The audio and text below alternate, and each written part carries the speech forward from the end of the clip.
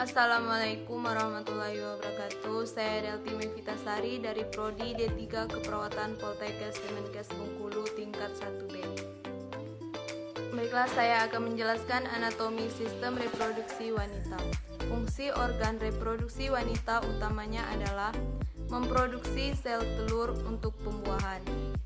Struktur dan organ reproduksi wanita memainkan peran penting dalam proses reproduksi, yang mana meliputi siklus menstruasi, konsepsi atau ketika sel telur dibuahi oleh sperma, kehamilan dan persalinan.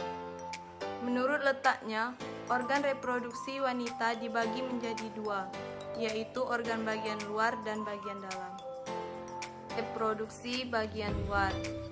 Yang ke-1, Monveneris, adalah bagian menonjol yang menutupi tulang kemaluan, tersusun dari jaringan lemak dan sedikit jaringan ikat.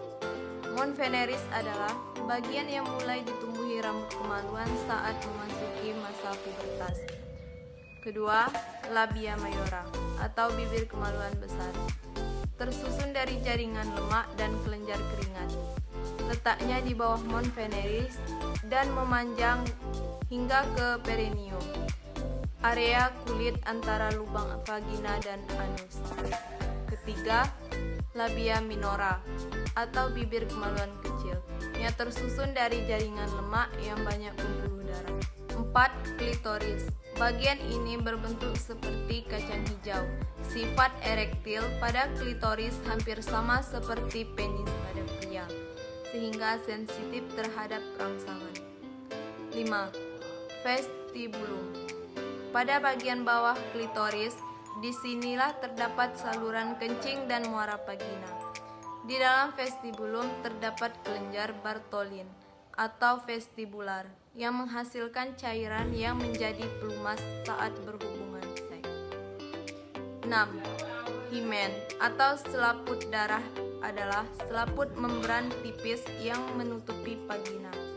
Selaput darah memiliki satu lubang yang ukurannya sedikit lebih besar, yang biasanya mengeluarkan darah menstruasi. Selanjutnya, organ bagian dalam. 1. Vagina.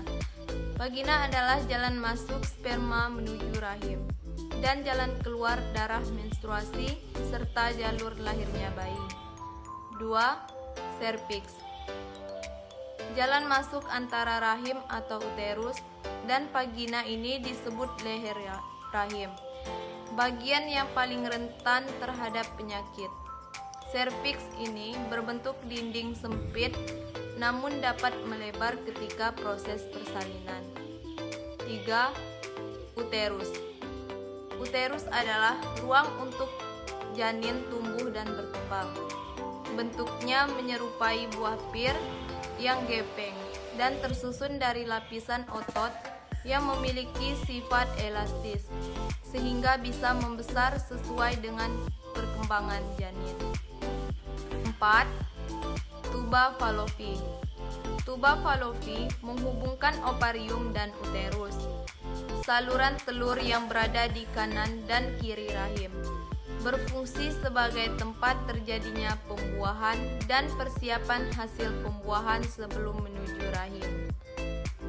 5. Ovarium.